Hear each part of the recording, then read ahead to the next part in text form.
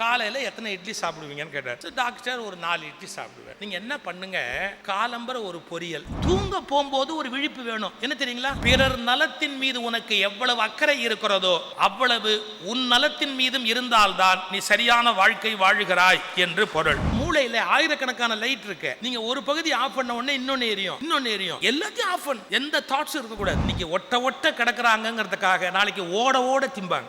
இது பெரிய ஆபத்து. மொரார்ஜி தேசாய் மாதிரி டிசிப்ளின்ட் மேன் உலகத்தில் பார்க்க முடியாது சார். அமெரிக்கன் பிரசிடென்ட் வந்தா கூட யாருக்காகவும் அவருடைய போக்க மாற்ற மாட்டார். நான் ஓஷோவுடைய பரம ரசிகன் சொல்றதை விட என்ன, அவருடைய சிந்தனையில நான் ரொம்ப நியாயத்தை உணர்ந்தவன். 10 ஆண்களுக்கு சர்க்கரை நோய் தாக்குகிறதுன்னு கணக்கெடுத்தா 15 பெண்களுக்கு அதே நேரத்துக்குள்ள சர்க்கரை நோய் தாக்குகிறது. அந்த கணக்கு பாருங்க, ப்ரொபோஷனா.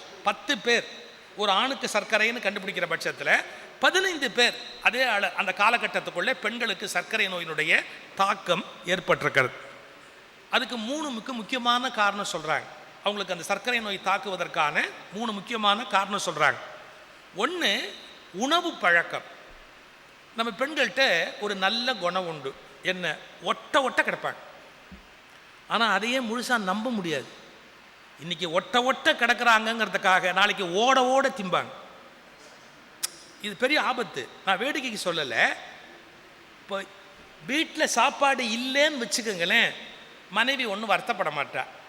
ஏம்மா உனக்கு சாதம் மிஞ்சலையான்னு கேட்டா, அது என்ன பெரிய விஷயம், பரவாயில்ல, பசங்கள்லாம் சாப்பிட்டுது, திடீர்னு பேர பிள்ளைங்கள்லாம் வந்தது சாப்பிட்டுது, அதனால ஒன்றும் பரவாயில்ல, எனக்கு சாப்பிடாட்டி பரவாயில்லம்பாங்க.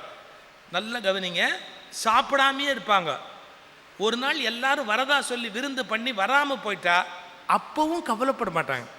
ஏன், அதெல்லாம் வீணா போகுது, குப்பையில் கொட்டுறதுக்கு இங்கே கொட்டு அப்படின்னு அவங்க பாட்டுக்கு அடிச்சு தட்டுவாங்க. இது என்ன ஏது ஒன்றும் பார்க்க மாட்டாங்க. அவங்க பாட்டு தட்டுவாங்க. வீணா போகுது, இது வீணா போகுது, ஆனால் அது வீணா போகுது அப்படின்னு உட்காந்து ஒரு பிடிப்பாங்க. நான் பெண்களை குறை சொல்கிறேன்னு பொருள் இல்லை, இந்த பொருள் வேஸ்ட்டாக போகக்கூடாது அப்படின்னு நினைப்பாங்க.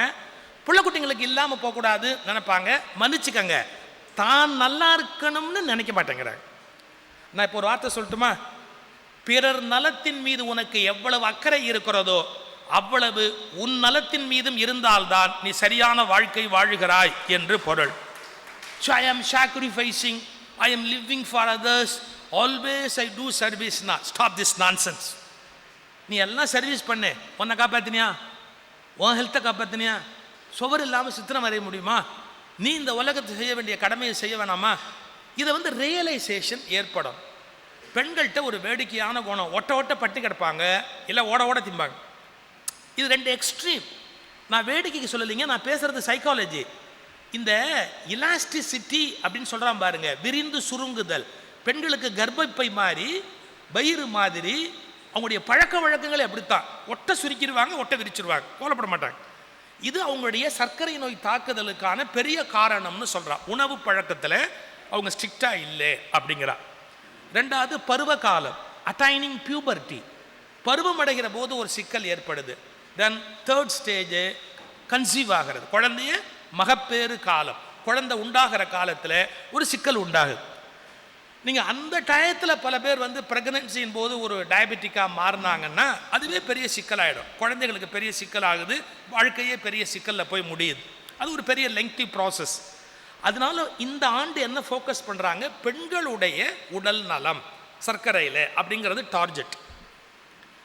அப்போது அதுக்கு தகுந்த மாதிரி ஒரு பட்டிமண்டபம் அமைக்கணும்னு டாக்டர் சேகர் அவர்கள் கருத்து சொன்ன உடனே, வாழ்க்கை முறை மாற்றம், உணவு முறை மாற்றம், இது சாத்தியமா சங்கடமா அப்படின்னு ஒரு தலைப்பு. இது சாத்தியம், ஈஸி அப்படின்னு சொல்கிறதுக்கு ஒரு கட்சி, இல்லை சங்கடம் அப்படின்னு பேசுகிறதுக்கு 2 பெண்கள். இதான் பட்டிமண்டபத்தினுடைய அமைப்பு. நான் இதுக்கு முன்னாடி இன்னும் ஒரே ஒரு செய்தியை சொல்லிவிட்டு நான் அவங்கக்கிட்ட பட்டிமண்டபத்தை விட்டுடுறேன். உடல் நலம் அப்படிங்கிறது எல்லாவற்றையும் விட மிக மிக முக்கியமான ஒன்று.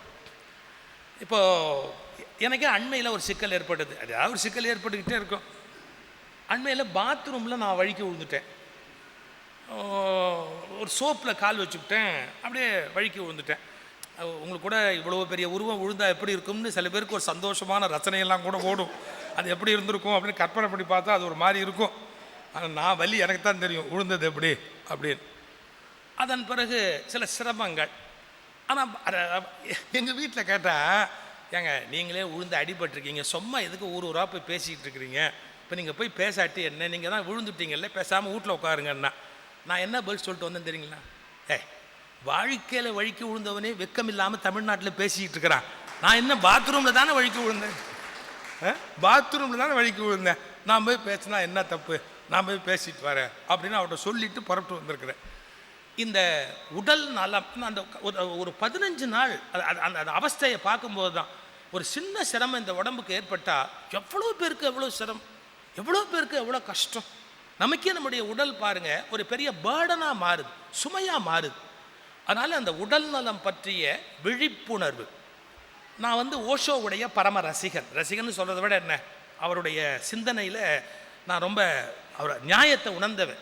அந்த ஆள் மாதிரி சிந்திச்சவன் இன்னும் தமிழ்நாட்டில் இந்தியாவில் பிறக்கலை, அவ்வளோ சிந்திச்சிருக்கார் மனுஷன். அவர் ஒரு வார்த்தை சொல்கிறார், எல்லா மதங்கள் எல்லாத்தையும் அப்படியே புழிஞ்சு எடுத்து ஒரே ஒரு பாயிண்டில் சொல்லுடான்னா அவர் சொல்கிறார் விழிப்புணர்வு, அது அவேர்னஸ், இதுதான் தேவைங்கிறார். எந்த விஷயத்துலையும் ஒரு அவேர்னஸ். நம்ம பல விஷயங்களில் சிக்கலுக்கு போய் மாட்டிக்கிறோம், குழம்பிடுறோம். அவேர்னஸ் இல்லாததால தான் லைஃப்பில் ரொம்ப கஷ்டப்படும். ஒரு சின்ன உதாரணம் சொல்லட்டுமா? நம்ம எவ்வளோ தூரத்துக்கு அவேர்னஸ் இல்லாமல் இருக்கிறோம் அப்படிங்கிறதுக்கு வாரியார் சாமி ஒரு ஜோக் சொல்வார். வாரியார் சாமி ஒரு ஊரில் ஒருத்தனை பார்த்து ஒரு மடையன் ஒரு கேள்வி கேட்டானா. என்ன கேட்டானா? ஏன்பா, உங்கள் ஊரில் யாரோ செத்து போனதா செய்தி வந்தது, அது நீயா உங்கள் அண்ணனான்னா? எவ்வளோ மடையம் பேசுகிறான் பாருங்க. உங்கள் ஊரில் யாரோ செத்து போனதா செய்தி வந்தது, அது நீயா உங்கள் அண்ணனான்னா? அவன் சொன்னான் பாருங்க ஒரு பதில், தெரியல, எங்கள் அண்ணனை கேட்டு சொல்கிறேன்னா. இப்போ இவன் ஒரு கூமுட்டை, அவன் ஒரு கூமுட்டை. நம்ம என்ன பேசுகிறோம், என்ன அர்த்தத்தில் பேசுகிறோம், என்ன மீன் பண்ணுறோம், அந்த பேசுகிற போதே நம்ம என்ன நினைக்கிறோங்கிற தெளிவில்லாமல் பேசுறது, அந்த அது என்ன சொல்கிறது, அதுக்கு அவேர்னஸ் இல்லாமல் பேசுறது. மன்னிச்சுங்க, இது 1-2 இடத்துல இல்லை. நான் இன்னொரு சொஃபிஸ்டிகேட்டட் ஜோக் ஒன்று சொல்கிறேன். ஆகாசத்தில் பிளேன் பறந்துக்கிட்டு இருந்தது. உங்களுக்கு பிளேனில் 4 என்ஜின் இருக்கும். ஏன்னா ஒன்று ஃபெயிலியர்னால் இன்னொன்று இருக்கணும். சில பேர் ஃபேமிலியிலே 4 வச்சுருப்பான். ஒன்று ஃபெயிலியர்னால் இன்னொன்று யூஸ்ஃபுல்லாக இருக்கட்டுமே, அவெல்லாம் பிளேன் மாதிரி வச்சுங்களேன், ரொம்ப மேலான மனுஷன் அர்த்தம். 4 என்ஜின் இருக்கும் பிளேனில். ஒன்று ஃபெயிலியர்னால் இன்னொன்று ஆன் பண்ணிடுவான், டக்குன்னு ரெடியாக வச்சுருப்பான். இந்த அமெரிக்காவுக்கு ஒரு பிளேன் போயிட்டு இருந்தது சார், அது சரியாக இன்னொரு 2 ஹவர்ஸில் லேண்ட் ஆகணும். அப்போது ஒரு அனௌன்ஸ்மெண்ட் கொடுத்தான். என்ன கொடுத்தான்? ஒரு என்ஜின் கோளாறாக போச்சு, அதனால 2 ஹவர்ஸ் டிலே ஆகும்னா, நம்ம போகிறதுக்கு 2 ஹவர்ஸ் டிலே ஆகும். அதில் உட்காந்துருந்த ஒருத்தன் சொன்னான், என்னடா இது 2 மணி நேரம் லேட்டாக போனால் கஷ்டமாக இருக்குமே அப்படின்னு. கொஞ்ச நேரம் கழித்து மறுபடியும் ஒரு அனௌன்ஸ்மெண்ட் விட்டான், செகண்ட் என்ஜின் ரிப்பேராக போச்சு, ஸோ another 2 ஹவர்ஸ் லேட் ஆகும் அப்படின்னா. இப்போ நம்மால் சொன்னான் பாருங்க ஒரு வார்த்தை, அப்போ 4 என்ஜின் ரிப்பேர் ஆகிட்டா நைட்டு முழுக்க ஆகாசத்துலேயே இருக்கணுமான்னா? 4 என்ஜின் ரிப்பேர் ஆகிட்டா நைட்டு முழுக்க ஆகாசத்துலேயே இருக்க வேண்டியதானா? 4 என்ஜின் ரிப்பேர் ஆகிட்டா மேலே எப்படி இருக்க முடியும்? ஸோ மனுஷன் என்ன நினைக்கிறான், அவன் நினைக்கிற ஆங்கிள்லேயே பேசுகிறானே ஒழிய what will be the end யோசிக்க மாட்டேங்கிறான். அதாவது வித்தவுட் அவேர்னஸ் வி டிஸ்கஸ், அதாவது அந்த விழிப்பு இல்லாமலேயே எல்லாத்தையும் நம்ம கொண்டு போகிறோம். இப்போ நம்ம சாப்பிட உட்காடுறோம், அப்போ ஒரு விழிப்பு. தூங்க போகும்போது ஒரு விழிப்பு வேணுங்க. I am very sorry to say this. தூங்க போகும்போது ஒரு விழிப்பு வேணும். என்ன தெரியுங்களா? இப்போ நான் தூங்க போகிறேன், நல்லா தூங்கணும், நல்லா தூங்கணும், without any disturbance. Minimum 6 hours, minimum 6 hours. அடுத்தது maximum 8 hours. I must have a sound sleep. Sound எவ்வளவு? மற்றவனை கெடுக்காத அளவுக்கு சவுண்ட் இல்லையா? I must have a sound sleep 6 to 8 hours. நிம்மதியாக படுக்கணும், செத்த மாதிரி போயிடணும். மறுநாள் நம்ம எந்திரிக்கிறோமா 6 மணி நேரம் கழிச்சு இருந்ததே தெரிவிடாது. அப்படி தூங்கி அப்படி எந்திரிக்கணும், நல்லா தூங்க போகணும். இந்த நல்லா தூங்க போனோம்னா என்ன பண்ணணும்? மைண்டில் நிறைய ஓடிக்கிட்டே இருக்கும். இந்த ராஷ்டிரபதி பவனில் 300 ரூம் இருக்குன்னு சொல்கிறான். நான் கூட அது ராஷ்டிரபதி ஆகித்தான் போய் பார்க்கணுன்னு வச்சுருக்கிறேன். 300 ரூம் இருக்குன்றான். இந்த நைட்டு லைட் ஆஃப் பண்ணால் ஒரு ரூமில் ஆஃப் பண்ணாலும் இன்னொன்றில் எரியும், இன்னொன்றில் ஆஃப் பண்ணாலும் இன்னொன்றில் எரியும் யாராவது. அது மாதிரி இந்த மூளையில் ஆயிரக்கணக்கான லைட் இருக்கு. நீங்கள் ஒரு பகுதி ஆஃப் பண்ண உடனே இன்னொன்று எரியும், இன்னொன்று எரியும். எல்லாத்தையும் ஆஃப் பண்ணு, எந்த தாட்ஸும் இருக்கக்கூடாது.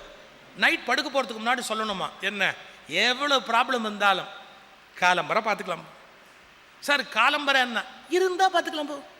எது ப்ராப்ளம் இருந்தா, நான் இருந்தா, நீ இருந்தா காலம்பரை பார்த்துக்கலாம் போ. அப்படி சொல்லிட்டு படுக்க போயிட்டா காலம்பரை நிம்மதியாக எழுந்திருக்கலாம். நீங்கள் யோசிப்பீங்க முடியுமான்னு. மொராஜி தேசாயின்னு ஒரு பிரைம் மினிஸ்டர் இருந்தார் sir. Very tough personality, very tough, basic Gandhian. ஒரு பையன் அவரை ஏமாற்ற முடியாது. அவர் காங்கிரஸ் கமிட்டி பார்லிமெண்ட்ரி போர்டில் சீட்டு கொடுக்குறாரு, எம்பி சீட் கொடுக்குறதுக்கு உட்காந்துருக்காரு. யார்? மொராஜி தேசாய். வந்திருக்கிறவன்லாம் காங்கிரஸ்காரன் கலர் சொக்கா போட்டுருக்கணும், கலர் சொக்கா போட்டு உட்காந்துருக்கான். மொராஜி என்ன பண்ணுறாரு, திடீர்னு எந்திரிச்சு போய் என்னமோ அவனுங்க கிட்டக்க போய் பார்த்துட்டு வந்து அவனுக்கெல்லாம் சீட்டு கொடுக்கல, எடுத்துட்டார். டக்குன்னு எடுத்துட்டார். யாருக்கும் ஒன்றும் புரியல. ஏன் சீட் கொடுக்கல? மொராஜி தேசாய் சொன்னார், டேய் நீங்கள் இப்போ கதர் கடையில் போய் உங்கள் சட்டை வாங்கி போட்டிருக்கிறீங்க. நீ காங்கிரஸ்காரன் இல்லை, சொக்கா காங்கிரஸ், பக்கா காங்கிரஸ் இல்லை. நீ இப்போ சொக்கா போட்டிருக்கிற, நீ நிஜமான காங்கிரஸ்காரன் இல்லைன்னார். எப்படி கண்டுபிடிச்சிங்கன்னா, மல் பனியன் போட்டுக்கிறடான்னு.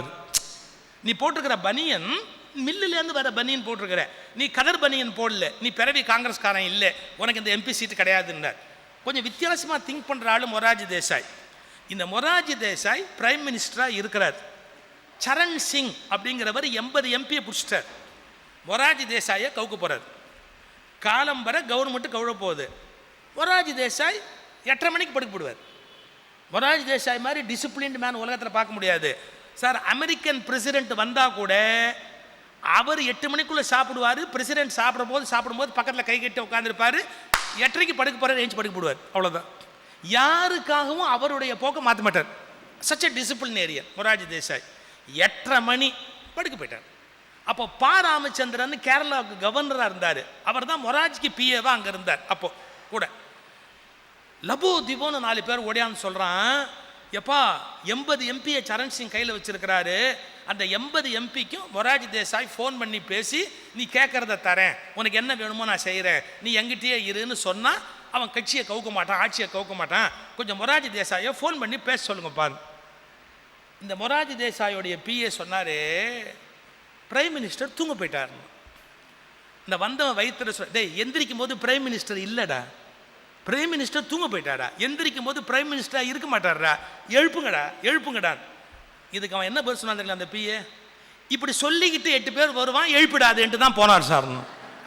எது காலம்பரை எந்திரிச்சா பிரைம் மினிஸ்டராக இருக்க மாட்டாருன்னு என்ன சொல்லிக்கிட்டு வருவான். எவன் வந்தாலும் என்ன எழுப்பாத, நான் தூங்க போறேன்ட்டு போயிட்டார். இப்போ நீங்கள் யோசிக்கணும், பிரைம் மினிஸ்டர் போஸ்ட்டே காலம்பரை காலியாகும்னா கூட 8:30 மணிக்கு நாம் தூங்க போனோம்னு நினச்சா எவ்வளோ பெரிய ஒரு ஆச்சரியமா, எவ்வளோ ஹெல்த்தியாக வாழ்ந்தார் தெரியுமா Morarji Desai. Very healthy person. நீங்கள் இதெல்லாம் யோசிக்கணும். சிலருடைய கேரக்டர்ஸ் வந்து நம்ம லைஃப்பில் யோசிக்க வேண்டிய விஷயம்.